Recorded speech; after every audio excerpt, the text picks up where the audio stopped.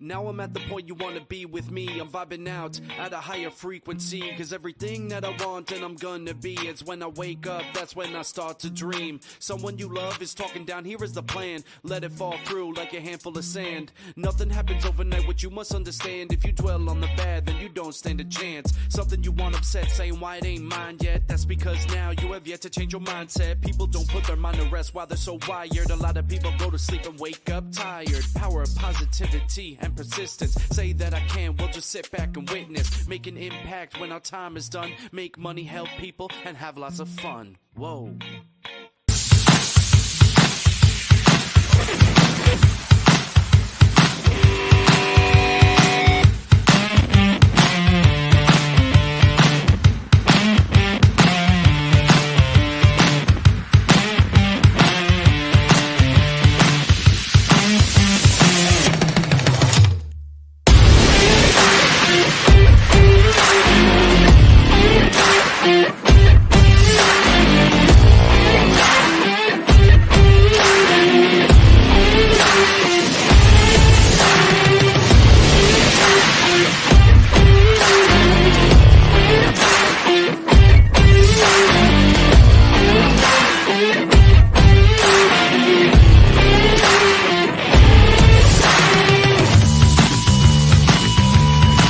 Welcome to 2 Minute Drill, the first pitch only show that features entrepreneurs from all walks of life competing each week for more than $50,000 in cash and prizes. Hosted by legendary entrepreneur, sports executive, and investor David Meltzer. 5 contestants have just 2 minutes to deliver their most convincing pitch ever. Who will fold under the pressure and who will thrive? Congratulations, great pitch. After the pitches are complete, the judges will deliberate to decide our champion.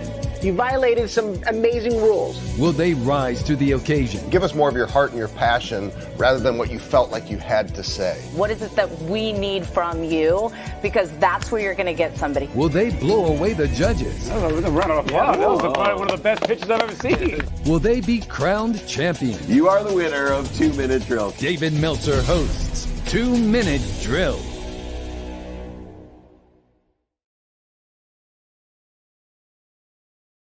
Friday, you will be All right. Good morning, everyone. We are blessed to be here as I turn down the nick of time. I'm here with Justin Rocklingshover. He is here with an unbelievable Couples Collective. Is that right? Couples Collective. There we go. We are doing a mastermind here at the greatest resort of all. If you haven't been in Tucson, to the Bearval Resort, they have the most peaceful, at ease place, maybe in the country. And also very, very comfortable beds.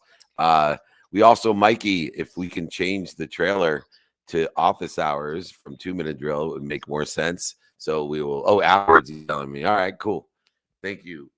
Nick of time, thank you very much. All right, we'll get started with office hours training on Friday. We've been doing this for over 24 years. Please join us. And just before we bring the other Justin on, I don't know how I get so many Justins in my life. I tell you, because time is my love language, so it must be just in time, right. Nick of time. And anyway, we got 2 Justin times. More importantly, give me a little bit of background, this Justin, before we bring on the other Justin, about what we actually are doing here at Marival. Yeah, thank you so much, David. So here, what my wife and I have actually built and put together is a group of entrepreneurial couples, and the entrepreneurial couples that we have brought together are focused on really 5 pillars, 5 domains: healthy body, healthy mind, healthy soul, healthy family, and healthy marriage. And when we look at what happens for most entrepreneurs that are on purpose, on mission, really driving and creating, is that they get attacked in these 5 areas, and they don't have a firm foundation in their marriage. They don't have a firm foundation in their family. They don't have a firm foundation in themselves of mind, body, spirit. And often that disrupts the money flow, that disrupts the business flow, that disrupts their ability to serve. And so for us, what we've done is we've brought people in that are all mission-driven entrepreneurs. They may be working with their spouse. They might have one of their spouses that's more just the support person home,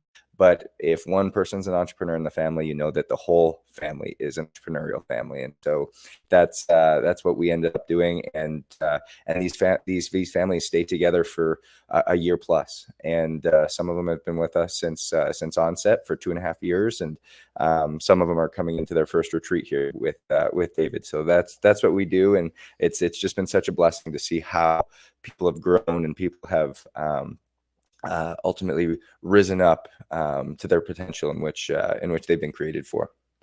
Amazing. And I felt the energy just coming in here to Maryval, but at the first group meeting dinner. As we finished dinner last night, we were talking about appreciating the differences. I believe in an infinite, abundant, unified system. And one of the things that we do to interfere with it is just focus in on how we're the same. And then we never appreciate the differences. So to that measure, I'm bringing another Justin on. Justin Jones Fosu is here. He's the founder and CEO of Work Meaningful. So I think many keynotes that he does, I'm surprised I don't see him at more airports. But this man is speaking all around the country. He has a upcoming book that's exactly on topic, subject matter to what we are talking about. Hold that up there. Because it's about appreciating differences. It's called I Respectfully Disagree. How to have difficult conversations in a divided world. Welcome to Office Hours, the other Justin. Awesome. Thank you so much. Thank you so much. I'll turn up the volume there. So when we're talking about a divided world, my first question is, do you really believe it's a divided world, or we just create interference or separation of a world that is actually one? Yeah, I think that the world has the potential to be one. And I think that from a higher philosophical level, there's a great potential for unity. And that's why I love the abundance perspective.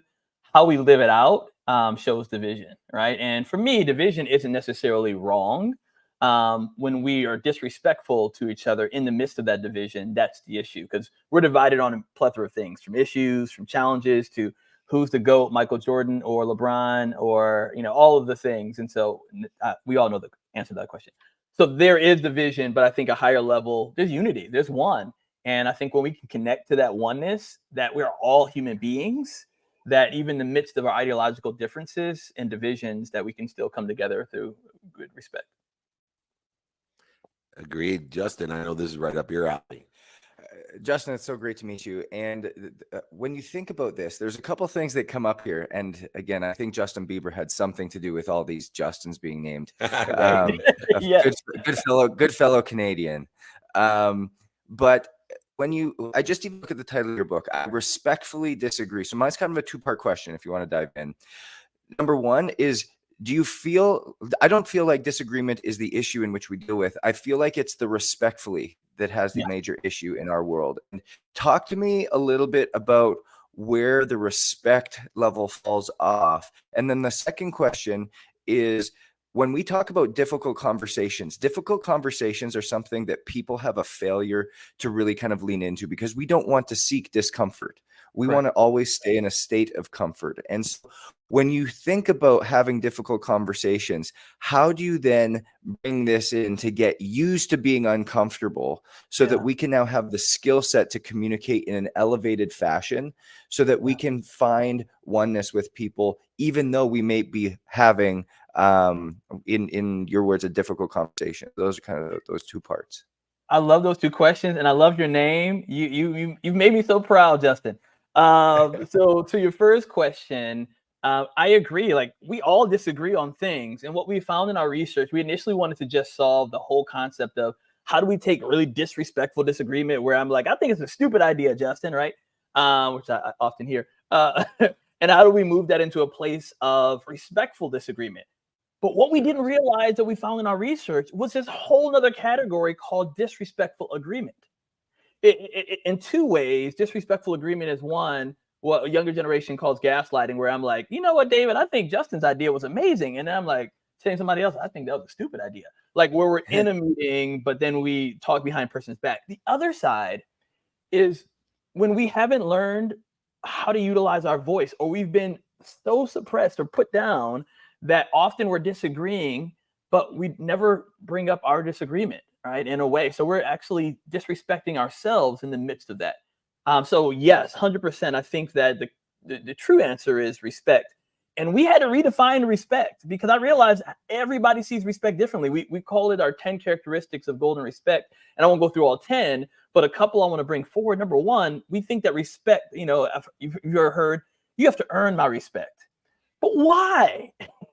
Why did we get to this whole philosophical moment of that you have to earn respect? Why can't I just freely give it? What we call respect is a distant cousin of forgiveness.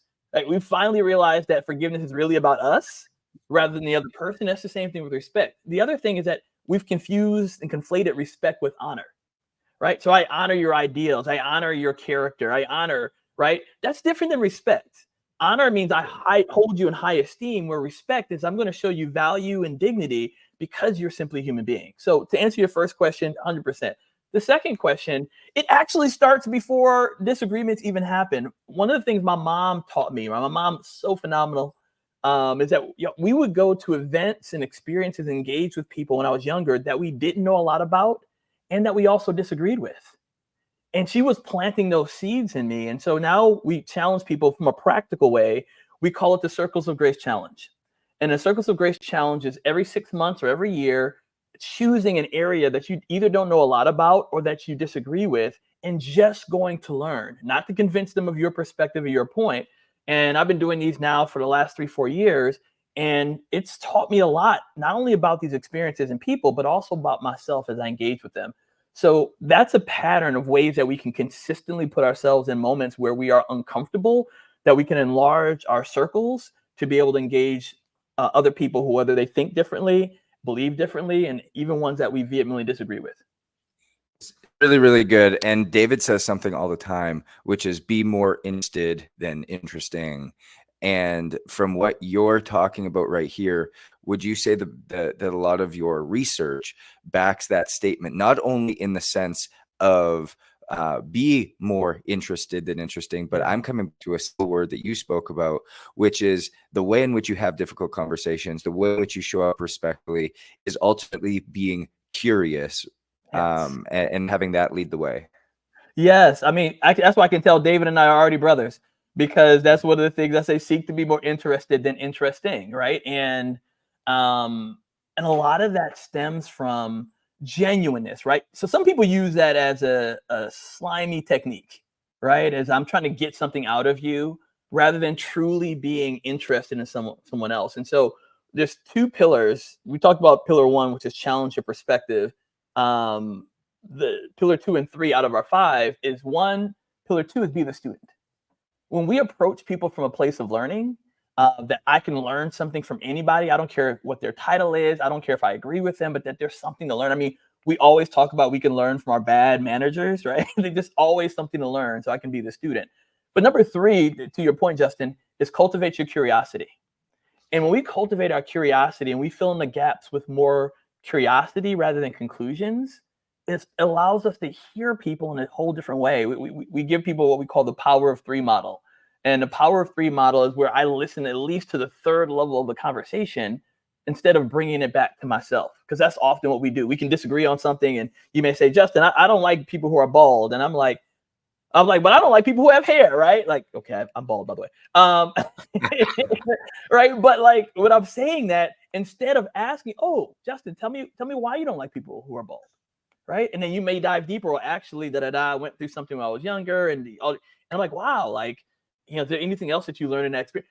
We don't dive deeper because 1, we're uncomfortable with simply learning about things that we might disagree with. But number 2 is that we find our comfort in us talking rather than us exploring someone else. And so cultivate your curiosity is a central practice of what we do. And to that practice, the cousin of respect being forgiveness, which I love. There's another cousin that we started with, which is gratitude, appreciation, finding, as you said, as a student, paying attention, giving intention to the light, the love, and the lesson in everyone. And I think that's the missing component, are the 2 cousins that aren't being utilized in respect. It becomes a matter of a need to be offended, which is an ego-based consciousness. It's an interference. So respect becomes a matter of a reaction fear instead of the solution of gratitude and forgiveness. The two cousins of respect somehow have been kicked out of the house or family and replaced by the ego edging goodness out of the house and gold and growth out of the house, instead of the love, on the peace and ease that we are all coexisting in. If you want to learn more about these two cousins, if you want to learn how I can respectfully disagree and have difficult conversations, which just means they're a little bit uncomfortable because we feel a fear of separation when we challenge or have differences in appreciation and forgiveness.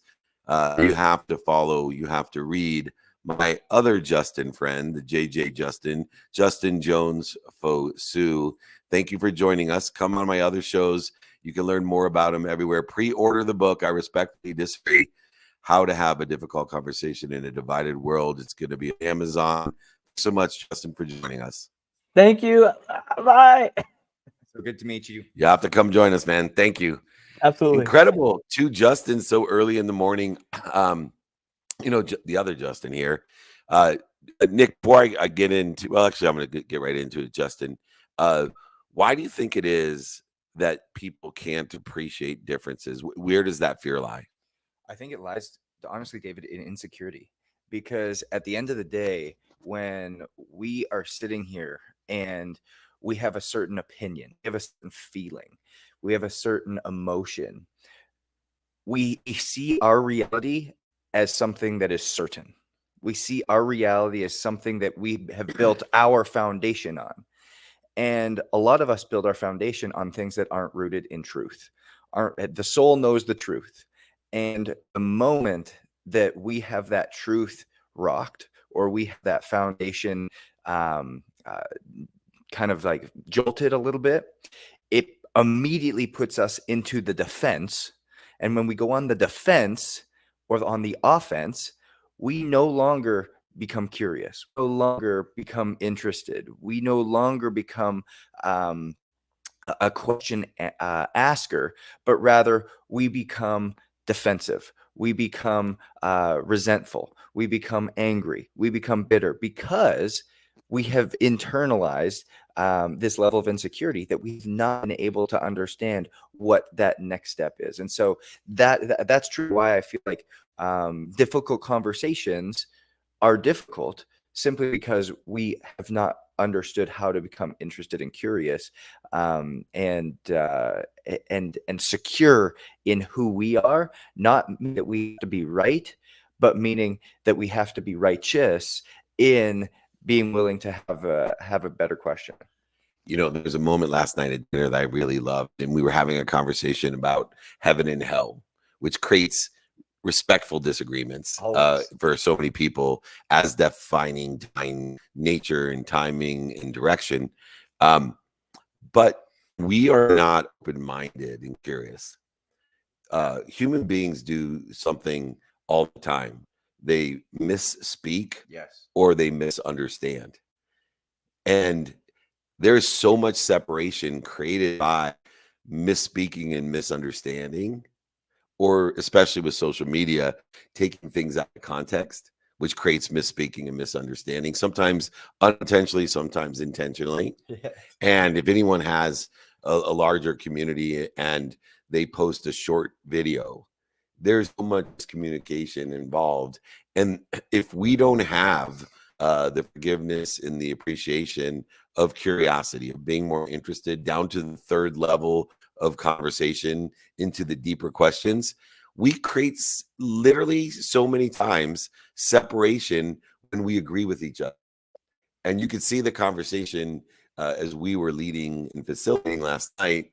There's a few times where either I misspoke or misunderstood, or they misspoke or misunderstood. And I said, hold on a second, define that, and kind of figured it out. Because if we don't know each other and have an open mind and aren't more interested, I've seen riots actually break out, attacking thoughts and beliefs and words and actions over people who agree with one another. And We've been, if you've been married, probably you've been in a conversation where you get really, really upset and you find after you calm down, oh, that's what you said. Oh, that's what you did. Oh, I'm so sorry. So that's another reason why to be more interested and more curious is to get alignment with somebody. You have to continually ask questions because human beings misspeak and mishear, misunderstand all the time. And if you're quick to react, if you have a need to be offended, which I admitted last night, Illuminated is one of my biggest challenges that I work on. You better be more curious and be more interested, or else you're going to create a whole bunch of resistance with people that you agree with. It's amazing. Let's have Nick. We're a third of the way done here. Nick of Time, why don't you reset the room? You have so many great people here. John's waiting in the green room. We'll have him come on in about 5. But Nick of Time, go ahead, reset the room. Just for clarity, everybody, it is Justin Rothling-Schiffer that is joining David for the co-hosting of this incredible training today, which is, of course, David Meltzer's Power Hour here in the Breakfast of Champions, which is the best room in community and clubhouse. Today's topic, of course, is office hours, and we are blessed. Incredible guests that are coming through and pouring into this community, with incredible insights, lessons, stories, everything in between. Of course, in between the different guests, such as right now, we'll have some time for Q&A. So as you have those questions, make sure you're using the hand in the lower right-hand corner of your screen to request to join the stage, and we will aim to bring you up. And just as a reminder for everybody that is already currently on stage, if you have please make sure to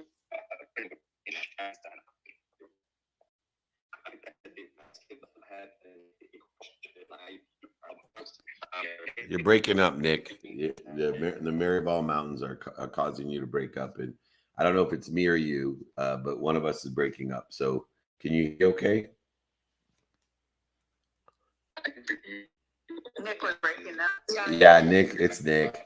All right, I'll go ahead and take back over control of the wheel. The Nick of Time. Speaking of misspeaking, now I asked Nick earlier because we were confused. He said Rothling-Schiffer. Is it correct? I accept both. Rothling-Schiffer, Rothling-Schiffer. Rothling-Schiffer is not Rothlingshofer.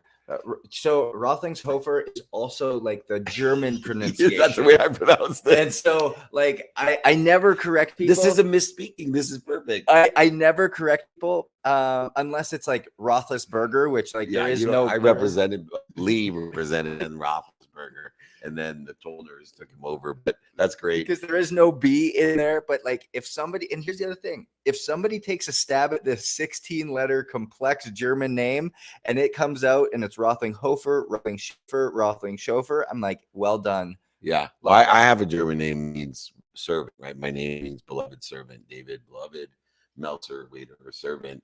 And on my bag tag, you'll see they misspelled my shorter name even. So it must be a German thing. I also, speaking of misspeaking and communicating, I had a friend for a long time, and his name's Saul, S-A-U-L. But for years, I'd introduce him. Hey, this is my pal Saul. And I'd make jokes every time I saw him. Better call Saul. You got an issue. He's a coach, better call Saul. And literally years into my relationship, I'm there and someone said, I said, oh, this is my friend Saul. And he's like, or he announced himself on a stage. This is Saul. And I looked up, I'm like, how is it this guy has not told me? Like, we're friends for years, not just days, right? So I appreciate a man that be called, as long as you call him, he doesn't care what you call him. Just leave Roethlisberger out there, and we'll have. I like kind of the Roethlisberger. That's what we're saying. So I like Roethlingshofer. Yeah, that's what I like. Roethlingshofer. I like it too. But I kind of like the shofar too. Anyways, we have our friend waiting in the wings. Nick of Time is stuck to bad connectivity of Marival. They have everything here but good internet. So that's why my buddy's here sitting with me. Another Jay's in the house. John Viola coming over, and he is a consultant in the sports world and one of talking about the other football. He is here, I believe, with founder for 51 Football Consultancy. And from financial service to football fame, John Viola journey is what I'd love to discuss. And I have a question. What is football intermediation? Hey, David, good to see you today. Intermediate, basically, I work as an intermediary. Basically, I'm a Jerry Maguire, if you go way back to that. You're an agent. I'm a football agent. We're being polite today and call it, for you guys, soccer. Yes, well, I got to tell you this. You intimately pioneered with FIFA, a variety of different business opportunities. If people in America, if you want to know how powerful FIFA is, let me just tell you this, that I have my offices, my training center, my podcast studio inside SoFi Stadium. It is a $5.5 billion amazing stadium. The screen itself is worth $1 billion. And Kroenke, who built and owns the stadium, he said there's no way I'm making the adjustments to my stadium for World Cup. And, made major stand. And I'm not taking SoFi, the name, off the stadium for World Cup. We're not calling it Championship Stadium or whatever FIFA wanted him to do. Well, meanwhile, I show up to work this week and there is trucks and they're tearing out everything. And I'm thinking, how can this organization be so powerful that they can get a guy like that? And we're going to have the Championship World Cup game at SoFi now, the new Championship Stadium, they call it. But they're readjusting the entire stadium to fit what's called a pitch. Big a sports guy, the soccer or football pitch will be able to fit now with the appropriate fans viewing, and I'm sure at a high cost to sit there right on the pitch. But John, you've seen this evolution and power of football. What are some of the changes over there to agentry? Have you guys taken on, you kind of led the way in NIL, in contracts and in a different way to look at sports. What were some of the differences in the past that now have transferred over to America? Quite interesting. Talking about FIFA, I was one of the very first FIFA registered football agents in the world, going back over 30 years ago. So I know the strength of FIFA, how big they are, David, how powerful they are, which you wouldn't believe. But look, there's been massive changes in this game since I started 30 years ago. And just recently, they've changed the whole ethos of how new agents are coming into this business by regulating to have an exam again. Before they relaxed it in 2015, and the whole world became a soccer agent, a football agent. Everybody and their dog became an agent. And we've seen the opportunity then, because a lot of people were asking us, right, it's easy to come into this business, but we don't know anything about it. What do we do? It's great having a license, but what do you actually do to become an agent? What do you do? And you'll know better than me, David, what it entails. It doesn't just entail, hey, FIFA agent license. It's what you do after that. So we've seen the gap there and started teaching people. And now we've got two businesses. One is our football agency, a soccer agency business, which does the day-to-day transactions and transfers of players. And then we've got JV Academy, which teaches people all around the world how to be the next Jerry Maguire. Well, I love it. Jerry Maguire is my favorite love story. So based off of a backdrop of sports. But what's so funny is people ask me all the time, what does it take to be an agent? And obviously we have to be licensed over here in a variety of different sports, and you're capped a certain percentage. And I always say, it's really simple, but it's complex in how simple it is. And what I mean by that is there's two things that you need to be able to do to be a great licensed agent. One, you got to be able to get clients. And two, you have to be able to keep clients. So one of the great tests that I had as a young executive running Lee Steinberg Sports Entertainment in America was I would take young sports agents out to nightclubs, and I'd find what I would think would be the most popular full girl, and I'd say, look, get her not only to leave with you, but date her for a year, and then you can be a sports agent.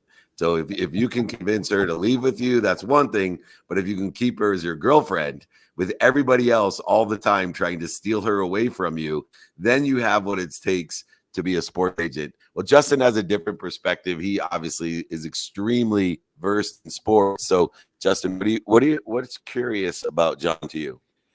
John, it's so unique, your perspective. And for myself, I came from the world of the National Hockey League and had about a decade as a health and performance director there. And obviously, you come across a multitude of agents. I had an agent as I was a player before crossing over into the coaching side. There's a question that is just it's literally sitting on the edge of my tongue as you were talking, because you said something of everybody and their dog wants to be an agent, or everybody's an agent now. Well, if everybody's an agent, what have the successful ones, what have the ones that have been able to differentiate themselves, what have they been able to do to ultimately create the relationship with player, create the relationship with the staff, create the relationship with managerial team, to ultimately make sure that they can serve their client well and still make sure that they can get the job done of what is necessary. And so that takes a very, very special balance, a very special person to be able to just go from having your license to now go and actually be thriving in this space. Exactly. JV Academy. What are you teaching at the JV Academy? Well, listen, how much time have we got, guys? You know, we'll take 4 minutes. It'll take us till tomorrow morning to answer that question. If you were to give your top two things that separate you from everybody else, what is that? One, trust. The person that you're dealing with has to trust you, right? And you have to trust him. You're getting in this together. Go back to the Jerry Maguire story when, it was only him and that one player, and how he worked really, really hard for him. So the very, very first thing you need to have with you and your player, but no matter what sport it is, you need to trust each other implicitly, especially him with you when you're starting. And then for me, the second thing I tell all these new agents is, you put your heart and soul into it as if this is your brother, as if this is your best mate, as if it's your father, or David, in your case, maybe your mother, whatever it may be. You're saying, wow, this is somebody that I'm going to die for. And if you do that and you've got the trust together, then you should be able to go forward. I always say to the guys, if you've got a player and he's got a problem, you should be in the top 2 or 3 people he's calling. And that's the type of relationship you should have with your players. Because if they've got a problem, they go, oh, I'm going to phone my pal, my granny, my friend, or whatever, but I'm not phoning my agent. You ain't doing the job right. That's so true, John. And one of the funny things is, one, I want to thank you for noting that I've branded myself a mama's boy. So it seems to be world renowned now. Everybody knows Dave Meltzer's. I showed up to dinner. Let me ask you, David, if you were representing your mum, you would put your heart and soul into it. Is that right? You knew it, and you absolutely know. Last question, real quick, and it's a little bit more subtle in the success that you've had and I've had in this industry. We're old enough that even some people call us legends. That's really old when you're 5, right? That's not too bad. But I talk and have been taught by the best about spheres of influence and understanding when you're recruiting clients, there's spheres of influence to have trust with. It goes beyond the player because there's so many people reaching out that these spheres of influence have a great statistical success in what you're doing. In America, one of the secret sauces I had as an agent was I would develop relationships with the trainers. And the reason is everybody was hitting up the coaches and the parents and the school coaches and the other to get the players, or even other players that play with that player. But nobody talks to the trainer. But meanwhile, the trainer talks to the player more than anyone. He has more trust with the player than anyone, and they don't lose their jobs. They're there like 50 years. So, I mean, how many times as agents do we go in and the person our relationship with gets fired, and now we're out of luck? So is there a certain person within your football that is a key person in order to develop relationships for that sphere of influence that's so necessary for success? Great question, David. And I'm going to tell you that something, a little tip that I give to all these new people when they're starting. Of course, everybody wants to speak to the coach, and everybody wants to speak to the players' friends and the players' mother or whatever it may be, to try and get in to sign them or to sign their friends. But one of the tips I said was, who do these guys speak to every day? Well, in soccer, they speak to the doctor most days, because a lot of them have got injuries and they trust the doctor implicitly. So I tell them, get close to the doctor at soccer clubs. And if you can get into the doctor and make a good relationship with him and show him how transparent and honest and how good a job you can do, he's going to recommend you to the guys. Now, who doesn't trust a doctor? Well, most people do. So if the doctor says, hey, I know this guy, David Meltzer, he's a really good guy, you maybe should be having a wee chat, you're there.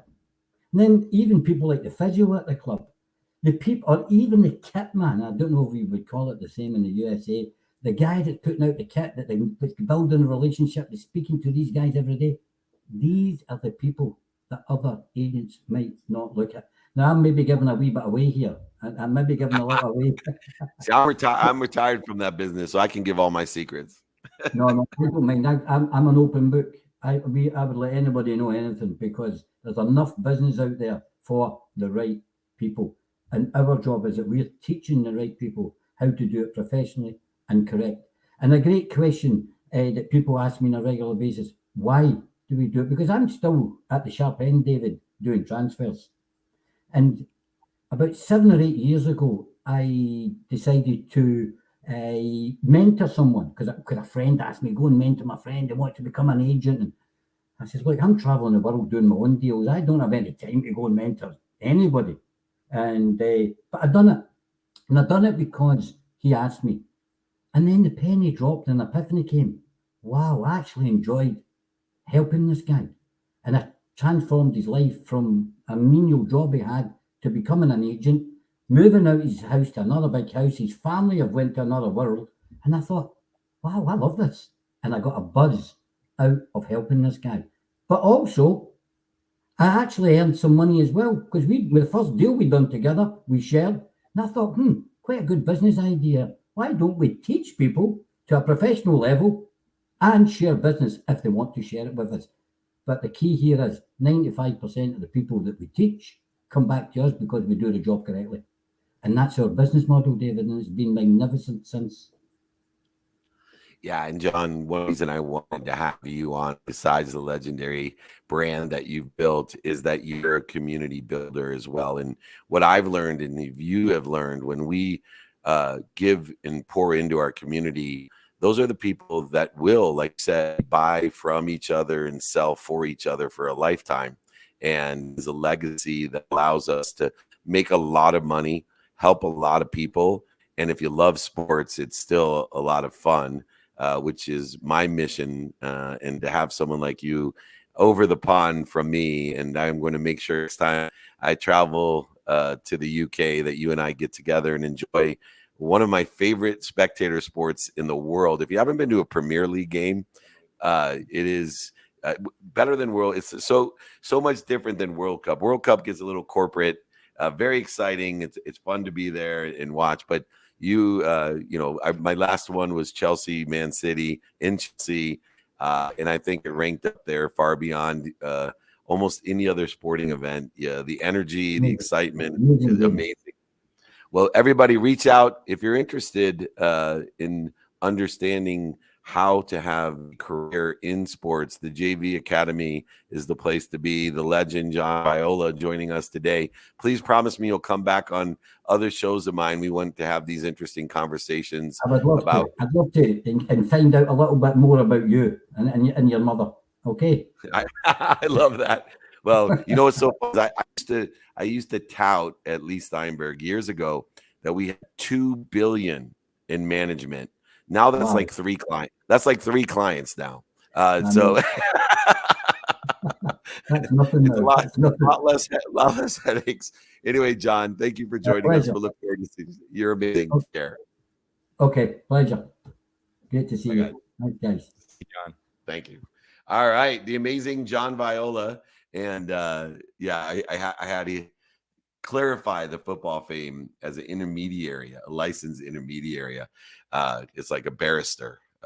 It's an amazing different culture, and obviously Justin has a lot of experience in hockey with world competition. Hockey, obviously, being a global sport far before NFL. Football was a global sport, and still my favorite moment and my favorite movie, by the way, is Miracle on Ice. Awesome. Herb, in my business philosophy, I've never seen someone play chess.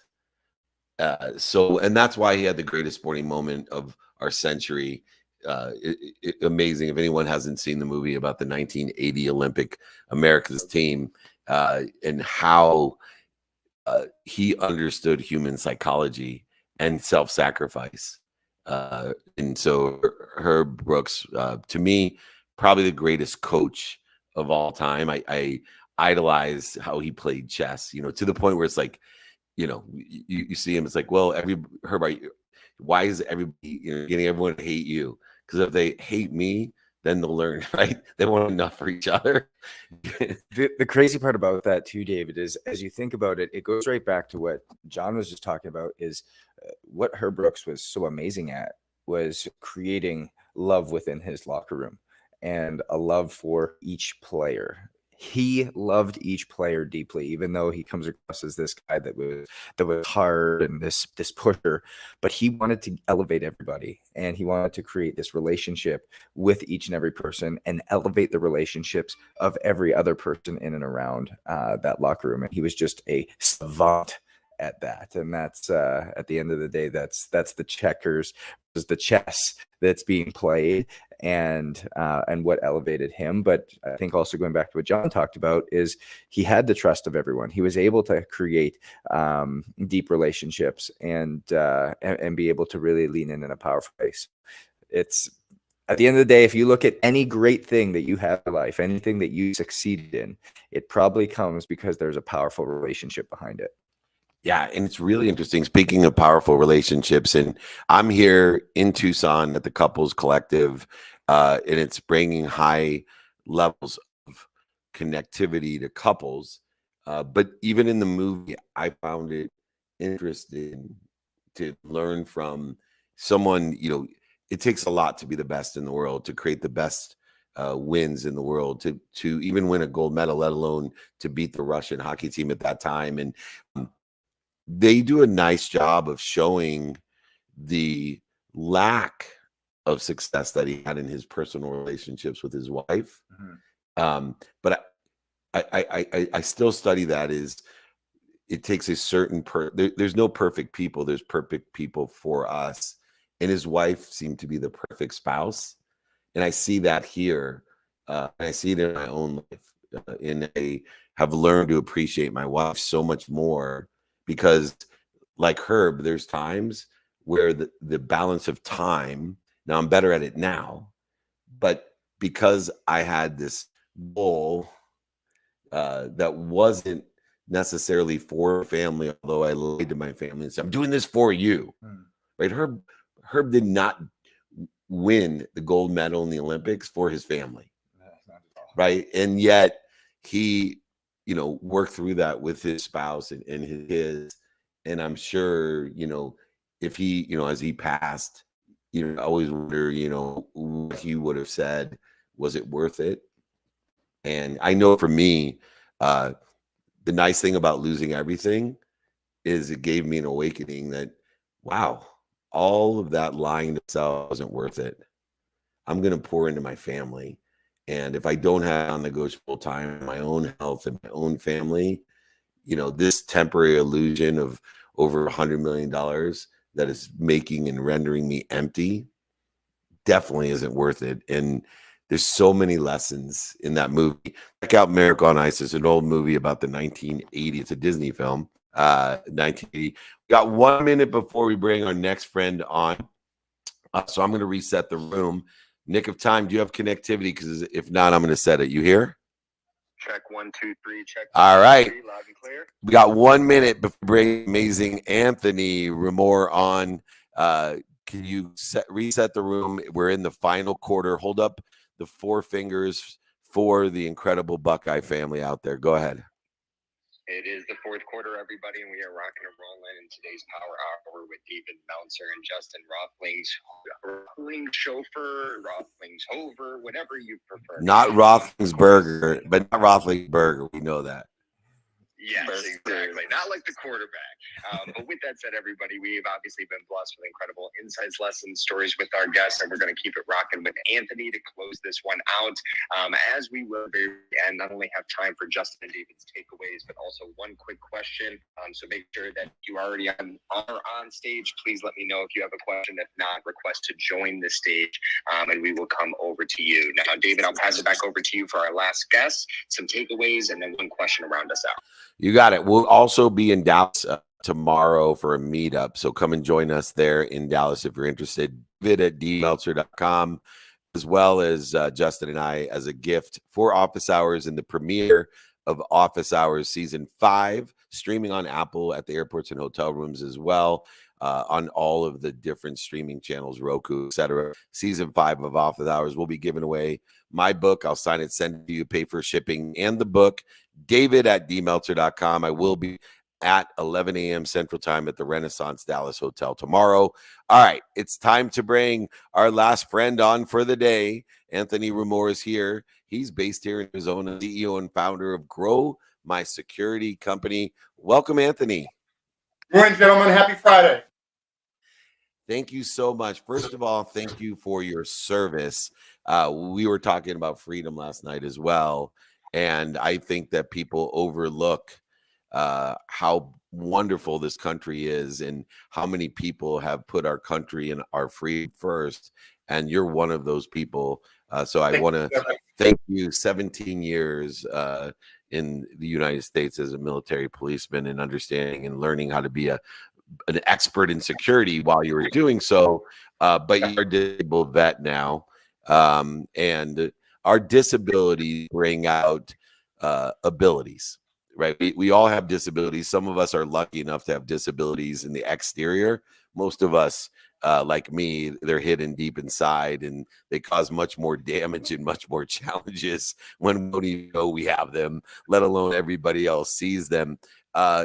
When you became disabled, after providing service and value to our country, giving us the freedoms that we have, how did you deal with the bitterness or resentment or the guilt or basically the ego-based response to feeling that you may have been punished? Gosh, that's a deep question, David.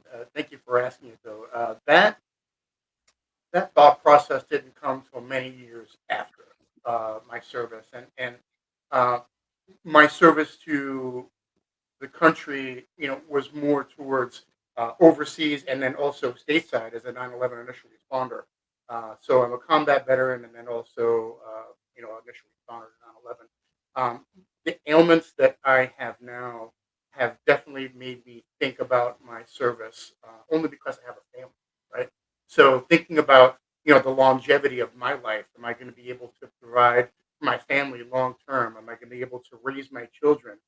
Being able to throw football with my son, being able to walk my daughter down the aisle. These are all things that I have thought about, that makes me rethink, well, was it all worth it? Of course, my selfless service, giving back to the country was one thing, but now it's affecting my personal life, thinking about my life expectancy. So it's a deep question. I think about it often. Anthony, again, thank you much for your service and just for being so selfless. When you go through this and you talk about, and I think for a lot of people listening or even watching, they've had to make transitions from one career to the other, transitions from one business to the other. And obviously for you, you made a transition going from the service now ultimately growing your own security company. And so what was your journey like from going from something that was so structured, so regimented, such as the military to then now having the freedom of entrepreneurship and being able to put this together and now coming out so successful in the way in which you are. What was that journey like for you? Yeah, thank you again for another great question. So, well, I don't own a security company. So I've worked in the security industry for 20 years, growing companies, making them successful. What I do is digital marketing for the security industry, right? So I work with companies and growing their business. So what I did is I was the face of these companies for 20 years, right? And what I did was I was always selling security guard service, doing the digital marketing, growing the business from an online perspective and as well as their stature. So getting back to your question, the transition, gosh, well, the military teaches you to be resilient first and foremost, right? And something always rang out in my mind. I heard the drill sergeant teaching us how to dig out fighting positions, right? And something that he said was you always improve upon your position. Now, David, I've watched your videos. I see your clips, right? And I see you talk about building yourself and selling yourself and branding yourself. Well, same concept, right? So when you're talking about in terms of building a fighting position, now the enemy sees you from coming in from a back position, but you want your position to blend in, right? You don't want to be seen. So that's what he meant about always building upon your position. And I applied that to my personal life and now my professional life, where I'm always building upon my position, my personal brand, my companies, right? Always wanting to be better than I was the day before. So the military teaches you a lot about entrepreneurship, not directly, but indirectly. Does that answer your question? Yeah, no, that's beautiful. It's the resiliency. We know we have to build amazing resiliency to build amazing teams, culture and processes. And I love the fact that you realize the social silos that exist today. The total addressable community is so large that you could create a digital marketing company specific to growing security companies, not just growing companies in general. And I see a lot of people make that mistake because so many variables involved in digital marketing that if we get too broad and say, oh, I'm a digital marketer. And so you can deal with someone running for Senate, you can deal with a security company, and you can deal with a speaker, an author, or an entrepreneur, or a fashion brand. That seems almost impossible to me. So one of the things and reasons I wanted to have you on is that by understanding the social silo of your expertise, knowing the skills that you have, the knowledge of who and what, as well as your desire, which is aligned as well in your essence of the security field, industry, jobs, etc., that you're able to develop a greater strategy that's aligned with what's doing well on social media, what's stable on social media, and what you think is going to be well.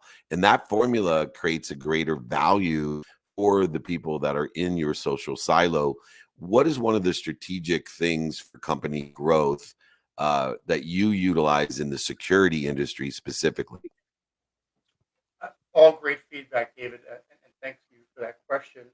So for me, the most powerful piece is branding, right?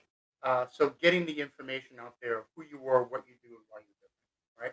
So 20 years ago, I'll tell you a quick story. 20 years ago, I was working for a small security company, and the owner of the company was always knocking on my wall. Anthony, how many phone calls did you make today? Right? And I'm like, golly, I hate cold calling. Right? And I said, there's got to be a better way of doing this. So after I retired from the military, now 100% disabled, I said, how am I going to do the day to day? How am I going to feed my family, keep the lights on, right, and continue and have my legacy? And I said, doing what I have been doing over the past 20 years was building a brand. I did some research. I changed my direction of my college degree, and I went towards digital marketing, trying to understand how I can professionally brand a company from an online perspective, right? And the company I was working for, you couldn't find them on, right? So I searched, the internet and how to build the performance of a website, rebuilt the website, worked on their Google Analytics, and started doing social media and blogging and all the other things that come with digital marketing.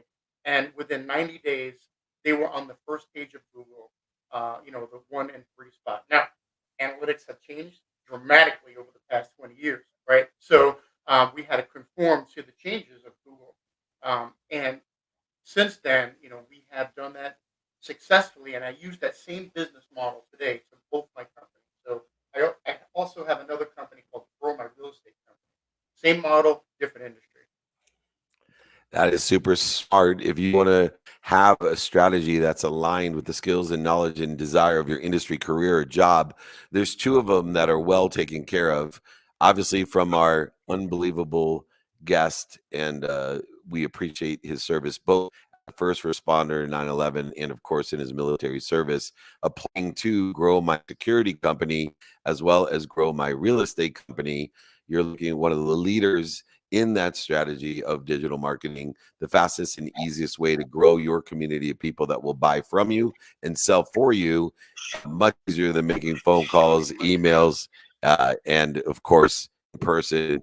Scales much quicker. Most people, it used to take, by the way, when you talk about hating phone calls, it would take you about a month to get in touch with 1,000 people. Now, if you're doing it correctly with people with Anthony Ramor, it takes less than a minute to get in contact. Now it's just a matter of getting people to call you back, DM you back, email you back, contact you back. So go ahead and reach out to my friend Anthony Ramor, anthonymramor.com. We'll come on. We have more shows for you, my friend. Thank you for your service. Keep doing the great work. Thank you. Thank you, gentlemen. Have a great weekend. You too. All right. We got enough time, nick of time. Someone has to mute themselves. It sounds like Glenn Lundy, but I'm not sure it is. Nick of time, why don't you reset the room, and I can either ask Justin a question, Justin can ask me a question, or somebody in the last 4 minutes can ask us a question. Give time, which way do you want to roll? Let's roll with a live question here on Clubhouse. I know Hatul has been patiently waiting. So Hatul, it's great to see you. Thanks for showing up here each and every Friday. Feel free to unmute yourself and ask David Justin your question. Welcome. Hey, thank you so much for the opportunity. Running out of time, so I'll get straight to it.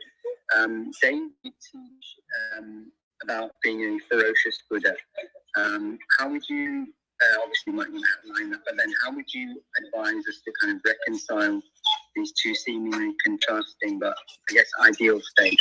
Yeah, I came up with the ferocious Buddha because I was studying time, and I realized that people have a real difficult time detaching from outcomes. And so if I said, surrender, or you read Michael Singer's Surrender Experiment, people immediately go, you don't have goals? You've surrendered? You're faith-based? God's just going to do everything for you? You can lie at home, hot on your mom's couch, sick and broke, and dream about a Ferrari, and they're just going to drive it up to your driveway? No, that's not what it is. It's, I live in the will of God.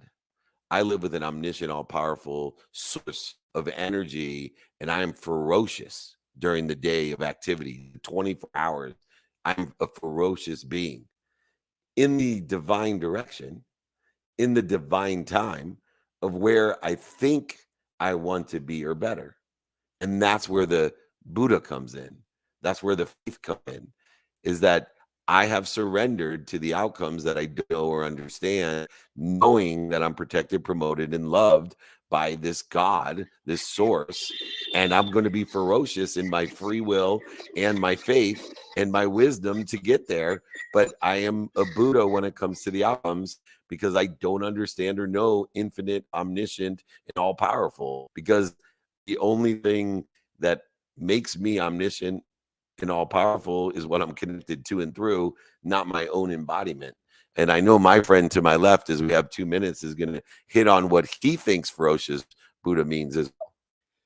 Thank you, David. And it's such a great question, because I think, piggybacking on what David said, so many of us believe that we just have to force our way through things. We have to judge ourselves and see what the outcomes are as whether we were successful or whether we were not. But everything that we go through a learning experience. And I actually define performance as a capacity and desire to intentionally and consistently behave at a level equal to your potential. And the thing about this is that when I ask people what they think performance is, every single thing they say is attainment of goals or winning or results. And at the end of the day, it goes to what David said, was it's all a judgment on an outcome. But here's the thing. When we think about and we break this down deeper, capacity and desire, everybody has a desire to have the Ferrari. Everybody has the desire to have the influence. Everybody has the desire to have the stage. But you don't have the capacity in order to handle what that is going to require as your outcome, because you haven't acted or behaved intentionally and consistently in alignment with what God has ultimately already prepared for you. And so the biggest thing that we have to do is come back to, how do we grow capacity? How do we grow capacity to handle what it is? And that's where Ferocious Buddha comes out for me, is intentional, consistent behaviors are ultimately a vote for the future you that you want to become. And if you can lean into that, that's when you ultimately realize the outcome that you're looking for. I love this guy. He's the very similar aligned frequency things that I do in just a much more elegant way. But be kind to your future self. And that's why we do good deeds in a ferocious Buddhist manner. More importantly, nick of time is 7 a.m. Pacific time. And you know what time that is. It's time to hand it off to the greater good. And I want to thank everyone on Breakfast of Champions for joining us today. Nick, close out the room. All right, everyone. Thank you so much. I'm blessed to have my friend Justin Rothlingshofer here, Rothlingshofer here, whatever else he wants to be. We are here at the Unbelievable Couples Collective, and they get really cool gear as well. And we're blessed to be part of the collective here in Tucson. I'll be on my way to Dallas tonight, and we'll be doing a meetup at the Renaissance Hotel tomorrow at 11 a.m. Central Time. If you would like to get in contact with Justin, please reach out. He's an amazing coach himself and has an amazing community. People reach you. Yeah, if you go to ownitcoaching.com, that's where you'll be able to find everything. And then on social media, at Justin Roth, ROETH. That makes it easier. Then you don't have to screw up the back part of his name. I should just go David Metz, and then people won't call me Metzger and Metzler and all the things they do as well. So if you want to join our text community, we're in 200 cities, thanks to people like Justin. This year already scheduled. Join our text community so we can alert you in when we're in Tucson and Dallas and SoFi and so on. 949-298-2905 to join our community and be alerted to the meetups, the VIP dinners, the free Friday trainings, the Monday networking virtual group that we have, the Ask Me Anythings, and so on and so forth. The masterminds at the Masters will be down there with John Daly, Josh Miranda. Got so many things going on. So if you need something to keep you alerted where we're going to be, like I do, join the text community so I get alerted where I'm supposed to be. 949-298-2905. Once again, in honor of this collective that I'm here with, the Couples Collective at the Maryvale in Tucson, please reach out to me. I'm going to send it to you, pay for shipping, pay for the book, and make sure you reach out to Justin and his group. It is a frequency, a neighborhood that you definitely want to join. I promise you. ownitcoaching.com. Thank you, everyone, so much. Most importantly, be more interested than interesting. Be kind to your future self and do good deeds. I'll see you tomorrow in Dallas. If not, we'll see you soon. Thanks so much. Peace.